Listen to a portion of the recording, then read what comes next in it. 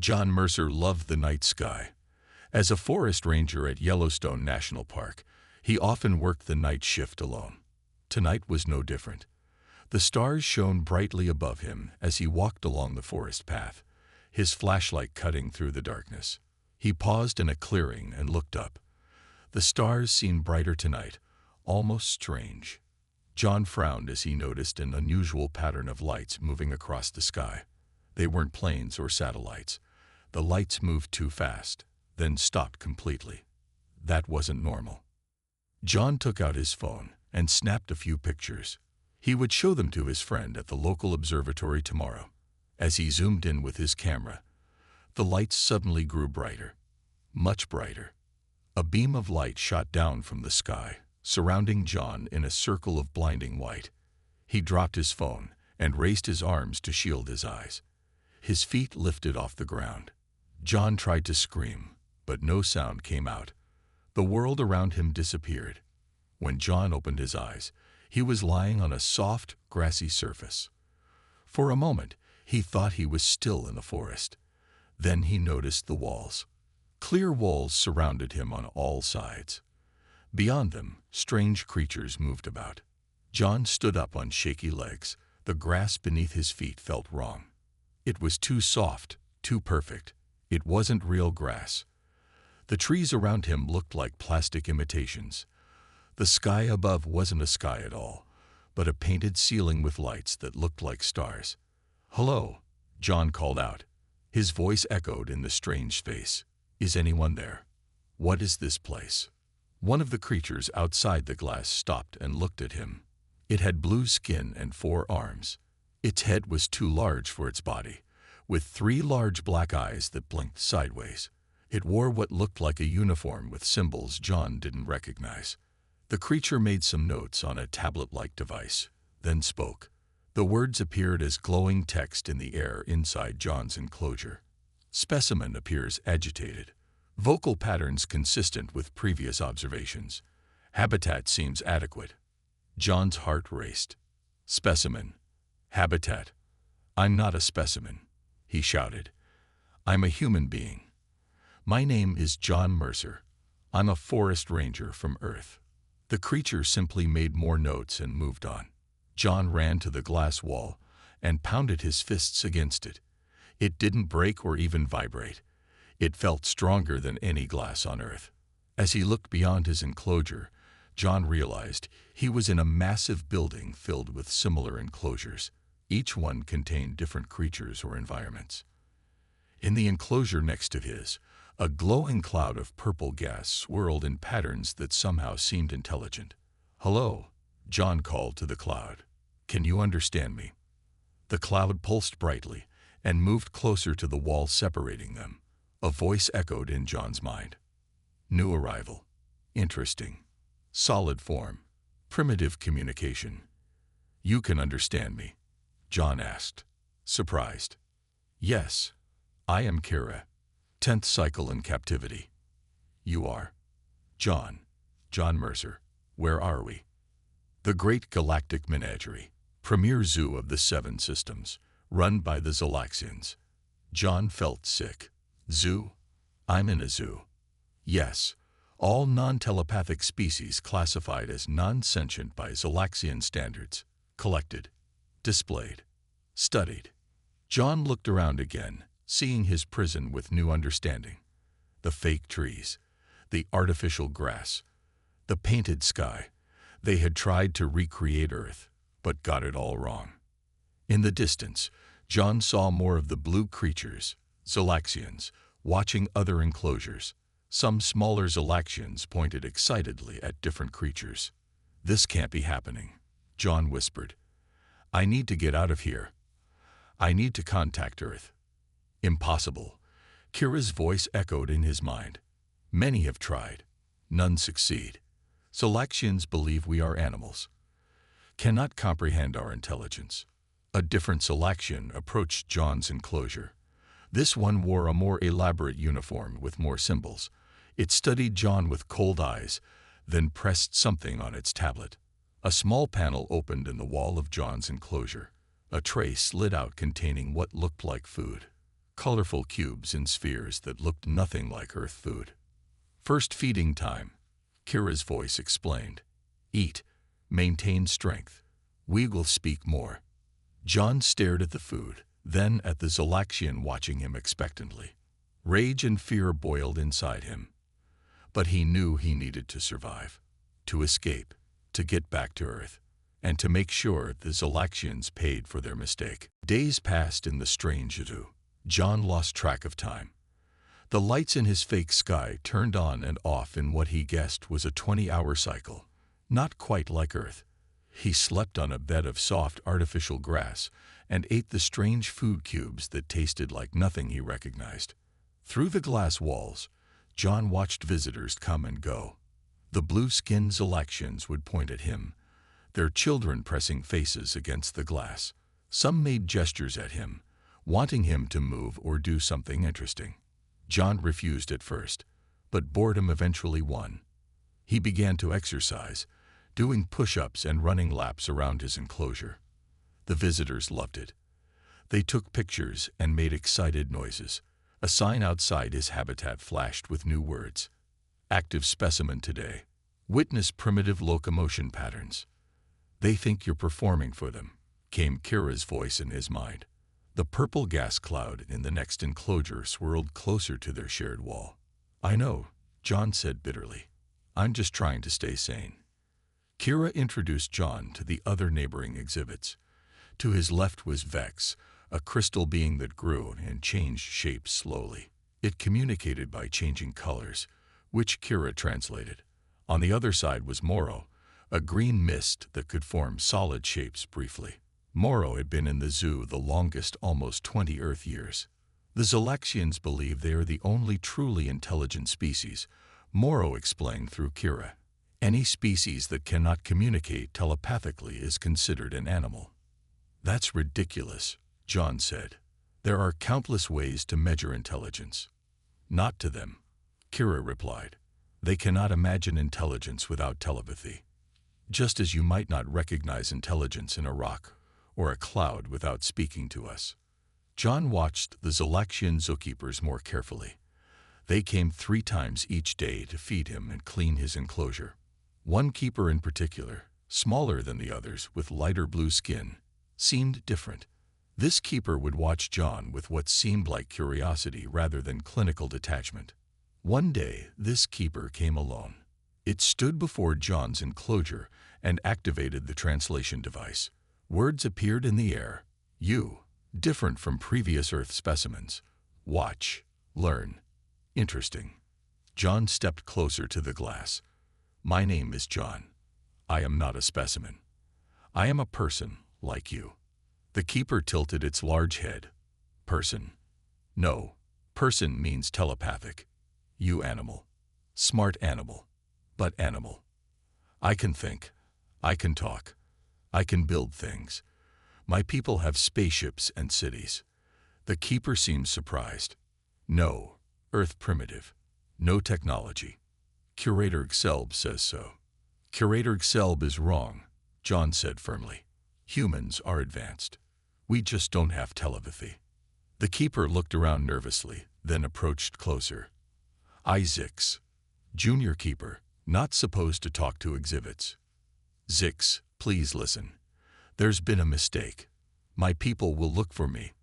There could be trouble. Zix backed away. No mistake. Curator Xelb never wrong. You stay. Behave. Get treats. Later that night, when the fake stars shone in his fake sky, John shared his conversation with the others. You got further than any of us. Vex's colors shifted excitedly. None of the keepers have conversed with us before. This young keeper, Zix, might be different, Moro suggested.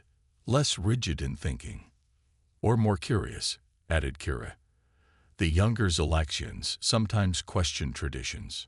John paced his enclosure. I need to learn more about this place, where exactly we are, how it's run. There must be a way to communicate with Earth. The control room, Moro said, central hub of zoo operations, contains long-range communication equipment, but no exhibit has ever reached it. John looked up at the seams where the clear walls met the ceiling of his enclosure. He had noticed the panel where the food tray came through. There were other panels too, probably for the keepers to enter for cleaning. "I'm going to find a way out," John said.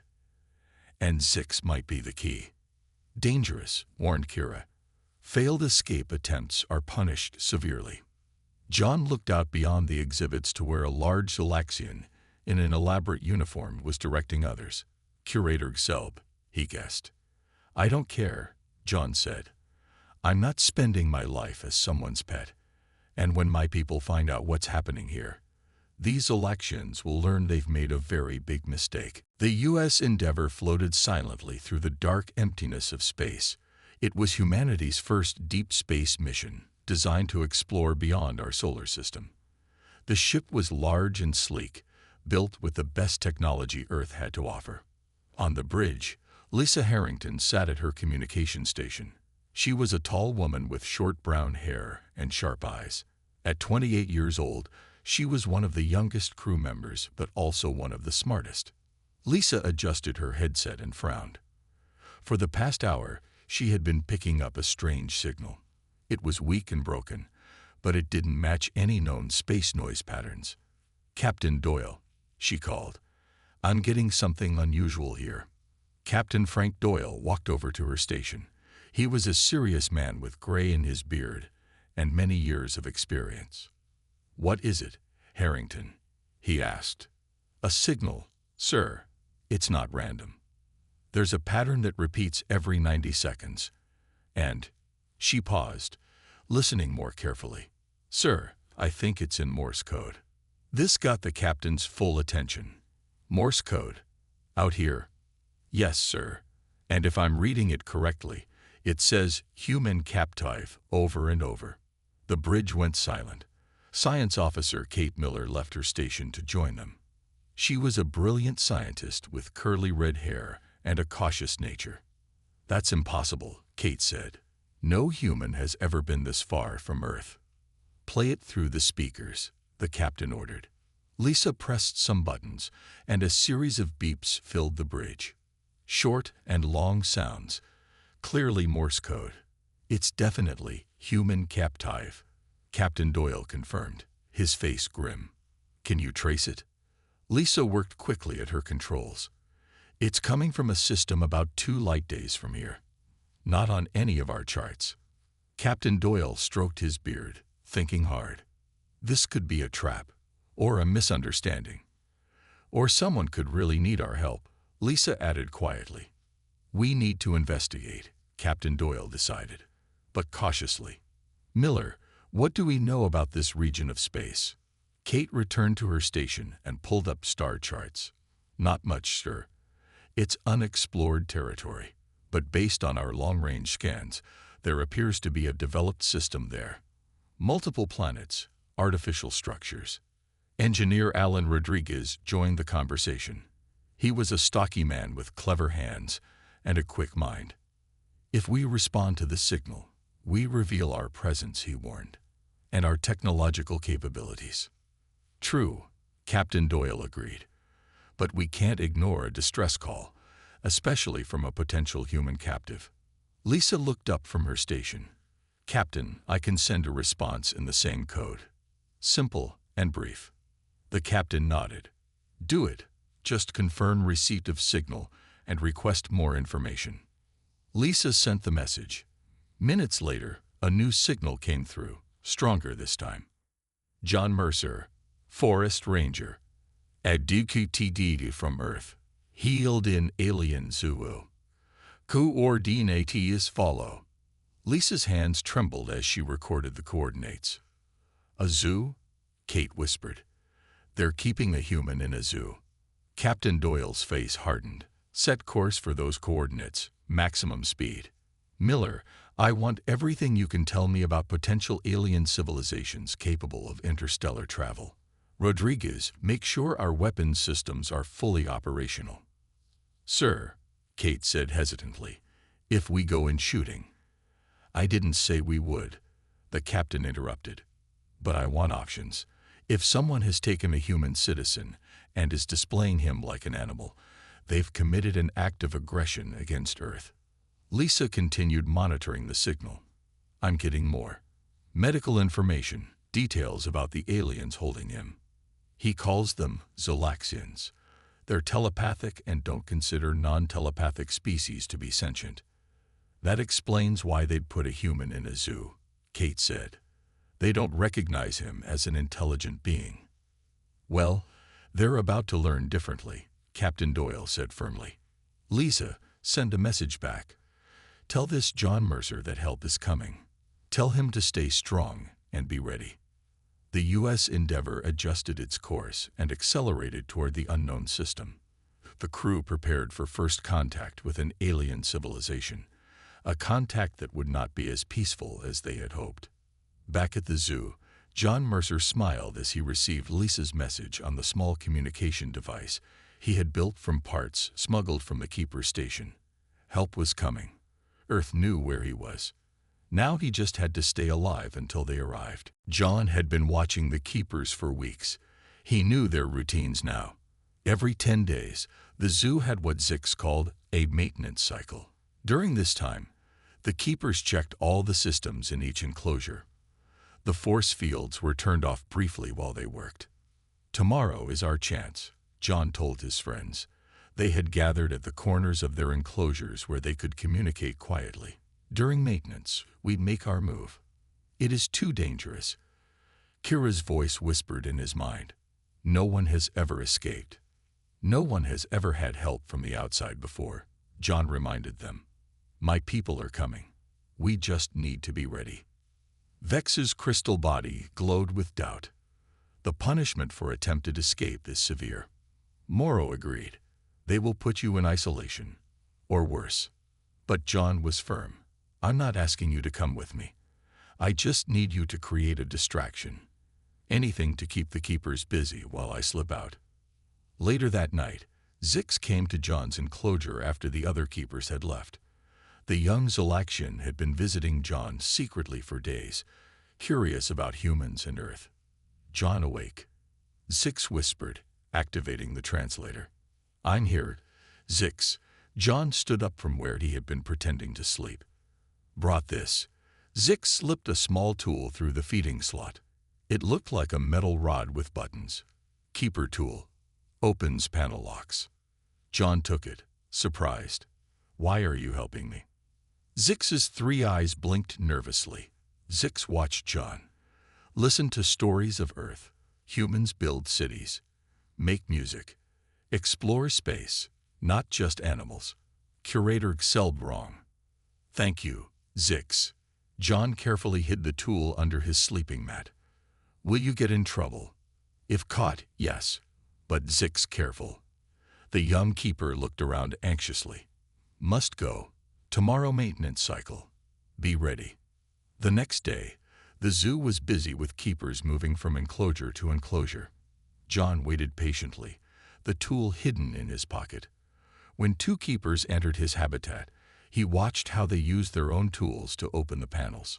As agreed, exactly 1 hour into maintenance, Morrow began to change shape rapidly. The green mist formed into strange creatures, then buildings, then back to mist. Visitors and Keepers rushed over to watch the unusual display.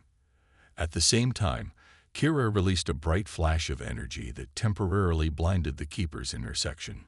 Vex grew crystal spikes all over his body, reaching toward the ceiling of his enclosure. With everyone distracted, John pulled out Zix's tool and approached the maintenance panel. He pressed the buttons in the sequence he had seen the Keepers use. The panel slid open with a soft hiss. John squeezed through the opening and found himself in a narrow service corridor. He moved quickly, following the mental map he had created based on what he could see from his enclosure. The corridor led to a larger hallway. John pressed himself against the wall as a group of Keepers walked by. They didn't notice him.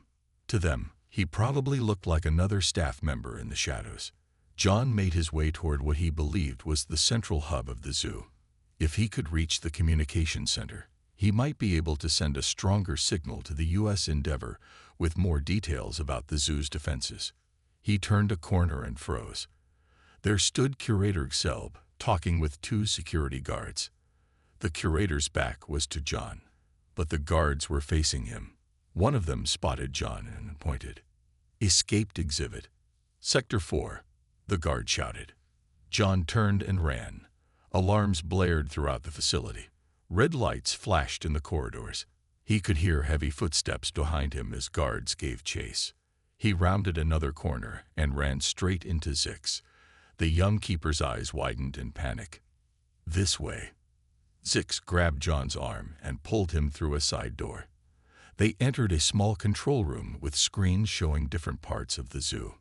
"Cannot escape now," Zix said. "Too many guards. Hide here until quiet." John looked at the screens. He could see his friends being punished for their distraction. Kira was contained in a smaller enclosure.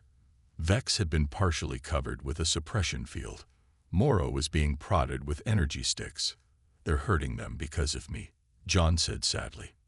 "Not your fault," Zix assured him. "Zolaxian weighs wrong. Keeper should not cage thinking beings." Suddenly, the main screen in the control room changed. A message flashed across it in Zolaxian script. Zix read it and gasped. "What is it?" John asked. "Unknown ship approaching zoo space. Not Zolaxian design." Zix looked at John with wide eyes. "Your people come." The U.S. Endeavour slowed as it entered the Zolaxian system. On the bridge, Captain Doyle stood with his hands behind his back, watching the main view screen. A large space station came into view. It was shaped like a wheel with spokes connecting to a central hub. Bright lights covered its surface.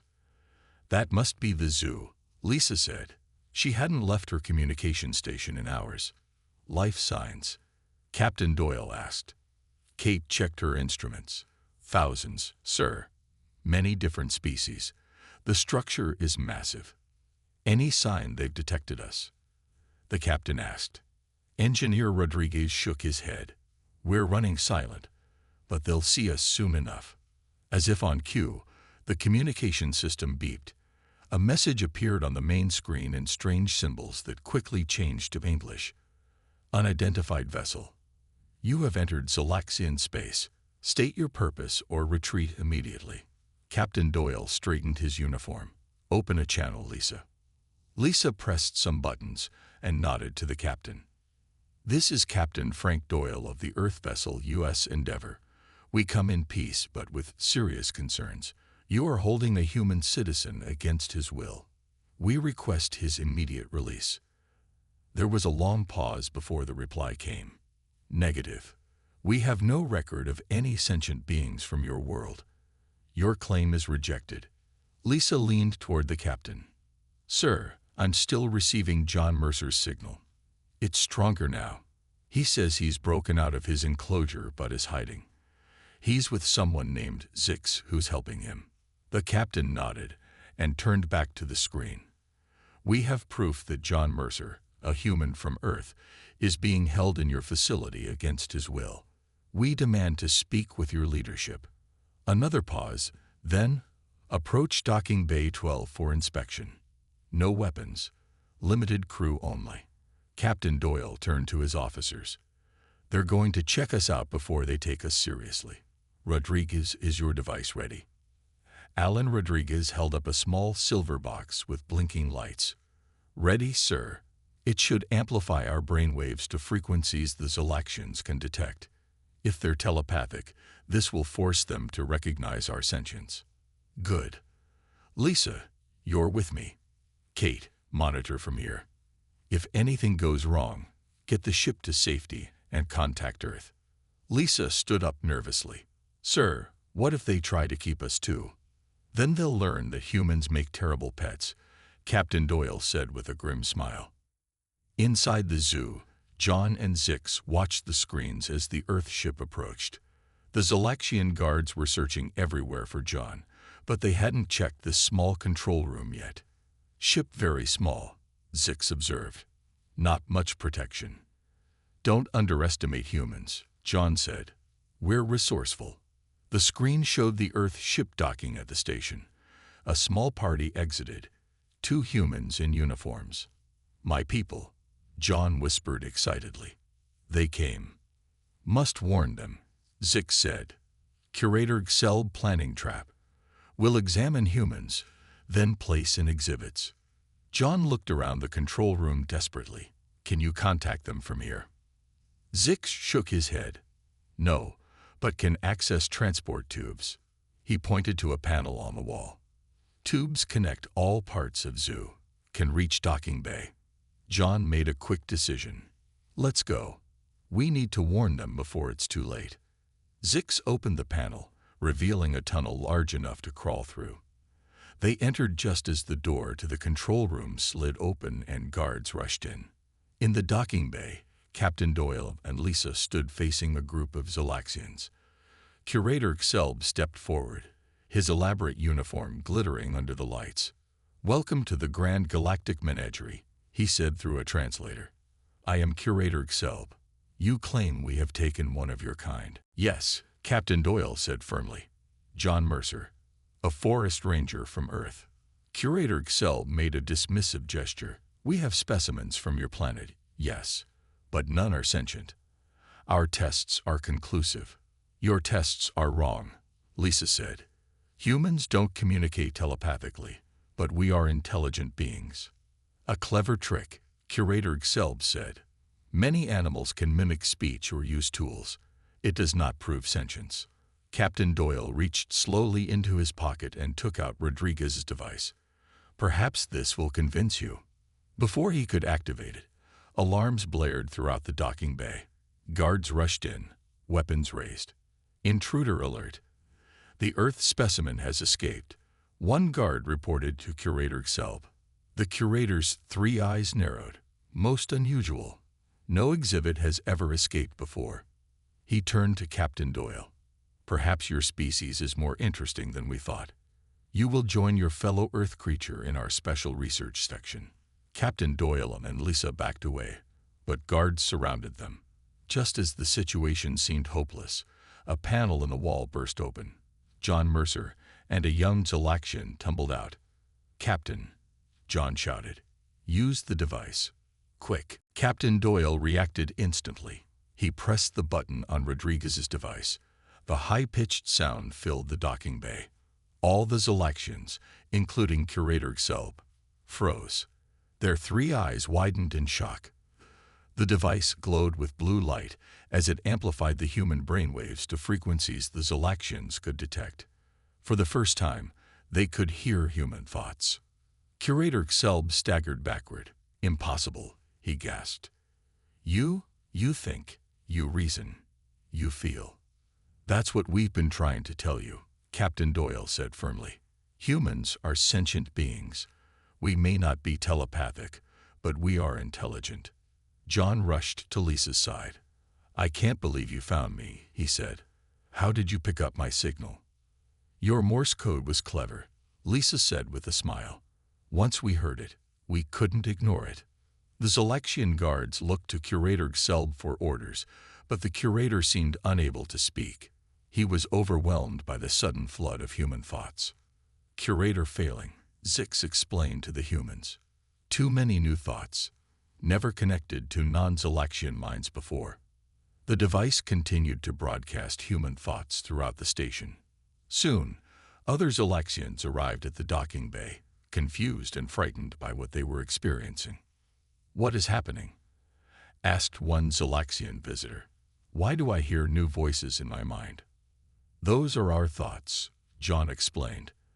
The thoughts of humans and other beings you've kept in your zoo. Beings you thought were just animals.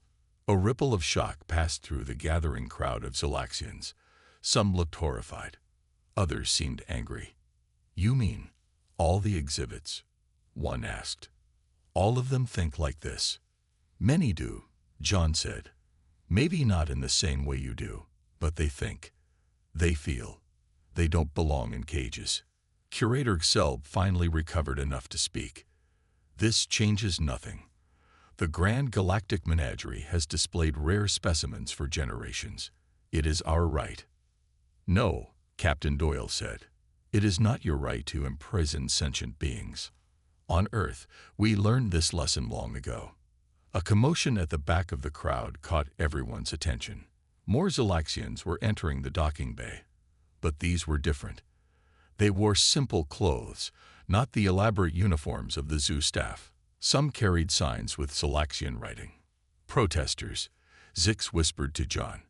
They fight for exhibit rights. Never taken seriously before. One of the protesters pushed forward. We have said for years that many exhibits show signs of sentience. The zoo management ignored us, called us crazy. Curator Excel pointed at the protesters angrily. Troublemakers. Guards, remove them. But the guards didn't move. They too were hearing human thoughts, feeling human emotions. Many looked uncertain. Lisa saw an opportunity. Take us to the control center, she said to Zix. We can broadcast to the whole zoo. Zix nodded and led them through the corridors. Guards stepped aside, too confused by the new telepathic input to stop them. They'd reached the main control center, where screens showed all areas of the zoo. John gasped when he saw the screens. In every exhibit section, chaos was spreading. The telepathic connection had affected not just the Zalaxians, but also the exhibits. Creatures of all types were pressing against their enclosures, some breaking free. They're rising up, John said. They know something has changed. Captain Doyle stepped up to the main console. How do we broadcast to the entire station? Zix quickly showed him which buttons to press. Captain Doyle activated the system and began to speak. His voice echoed throughout the entire zoo. Attention all beings. I am Captain Frank Doyle of Earth. Today, a great wrong is being corrected.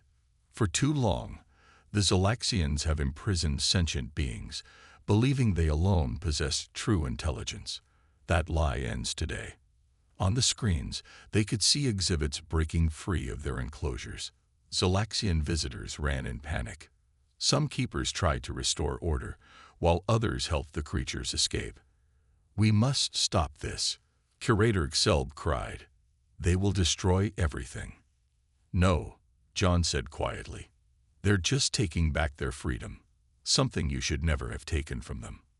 Outside the control center, they could hear the sound of many footsteps approaching. The revolution had begun. The doors to the control center burst open.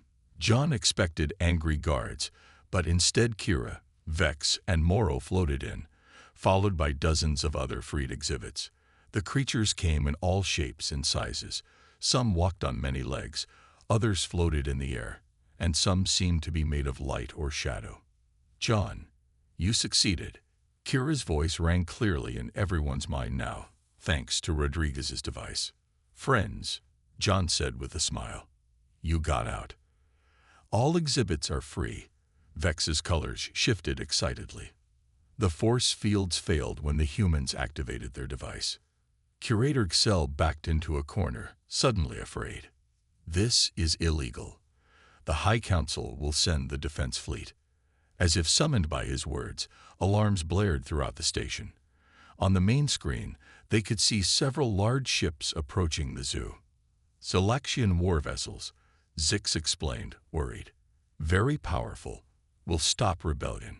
Captain Doyle touched his communication badge. Doyle to Endeavor. Kate, are you seeing this? Yes, Captain, Kate's voice came through. 5 warships just dropped out of faster-than-light travel. They're hailing us and the station. The main screen changed to show an older Zalaxian wearing an elaborate uniform with many symbols.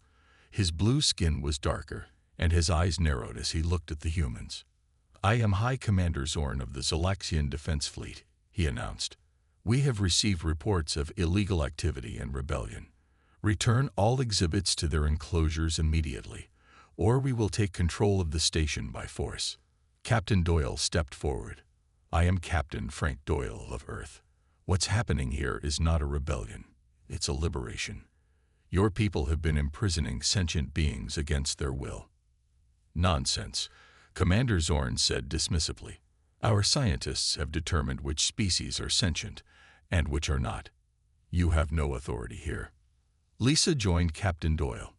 Your scientists were wrong. We can prove it. We've developed technology that allows you to hear the thoughts of species you believed were non-sentient. Lies and tricks, Commander Zorn said. You have 1 hour to surrender and return all exhibits to their proper places.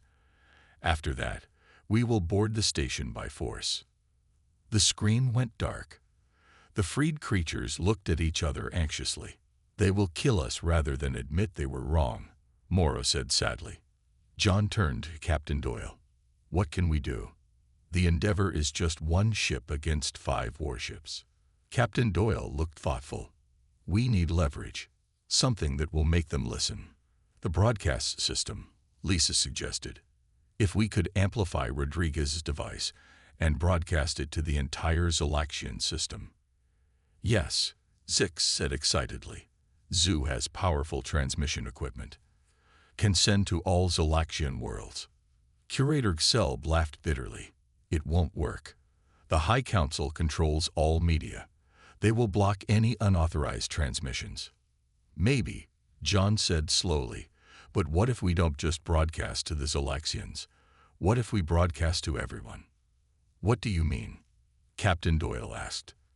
The zoo has visitors from dozens of worlds, John explained. Many of them have their own ships. If we can send our message to them, let them know what's been happening here. We would have witnesses, Lisa finished his thought. And allies. Precisely, John said.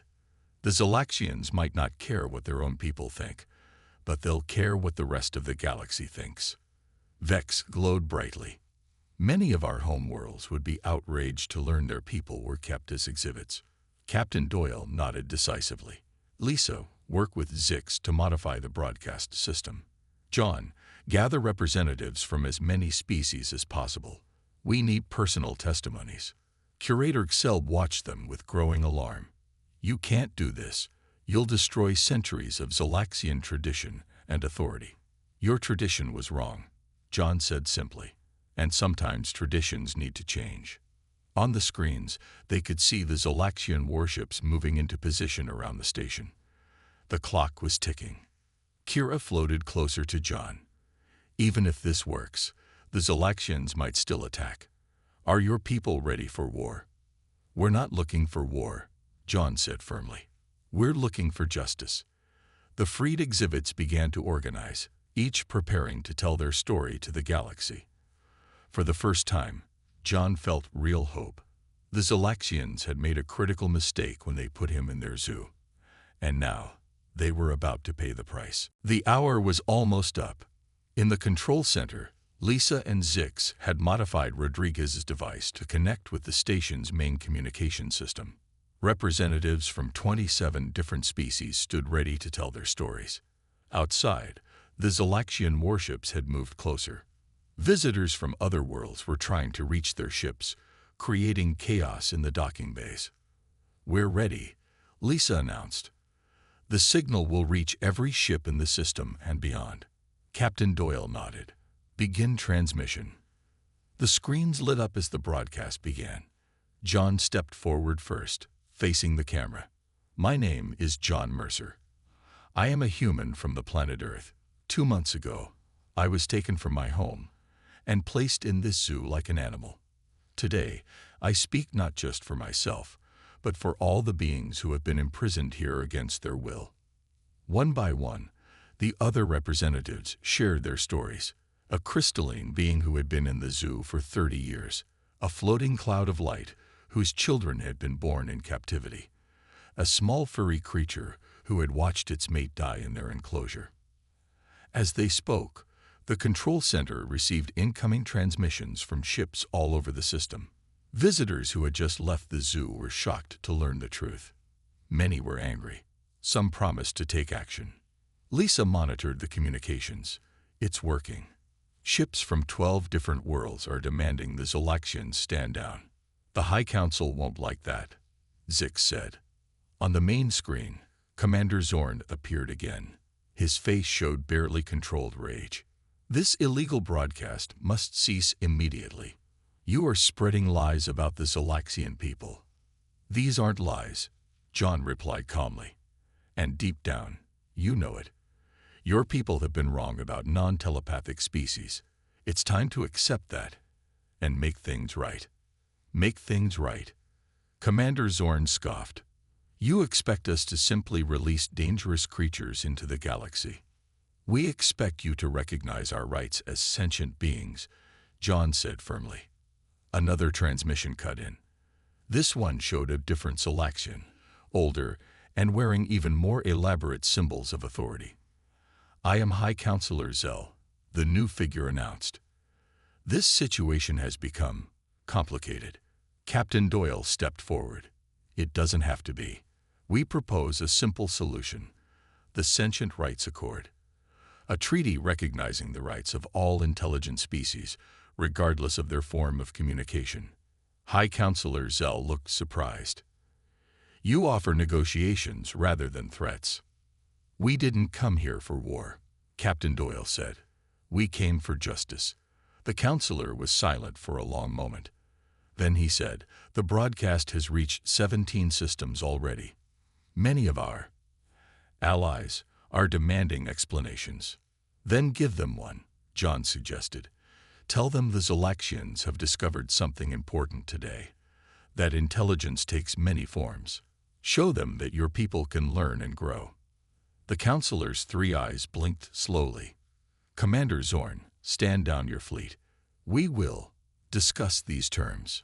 The control room erupted in cheers. The freed exhibits embraced each other and the humans. Even Curator Gelb looked relieved that violence had been avoided. 1 month later, the Grand Galactic Menagerie was completely transformed. The enclosures were gone, replaced by open areas where visitors could meet and learn from representatives of different species who chose to be there. John stood beside Lisa on an observation deck, watching visitors interact with former exhibits. I never expected to become a diplomat, John said with a smile. Ambassador Mercer does have a nice ring to it, Lisa replied. Captain Doyle joined them. The U.S. Endeavor is ready to return to Earth whenever you are, John. John looked out at the busy cultural center that had once been his prison. I think I'll stay a little longer. There's still work to be done here. In a nearby meeting room, representatives from 42 worlds were signing the Sentient Rights Accord. The document would ensure no intelligent being would ever be caged against their will again. Zix approached John with a data tablet. Message from Earth for you. They very proud. Want to send more diplomats.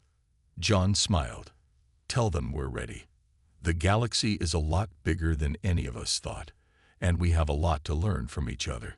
As John looked out at the stars, he thought about his journey from captive to ambassador. The Zelaxians had mistaken him for a pet, but in doing so, they had changed the course of history, for themselves, for humanity, and for countless other species across the galaxy. The Zelaxians had indeed paid the ultimate price for their mistake, the end of their belief in their own superiority. But from that price had come something greater than anyone could have imagined, a new era of understanding among the stars.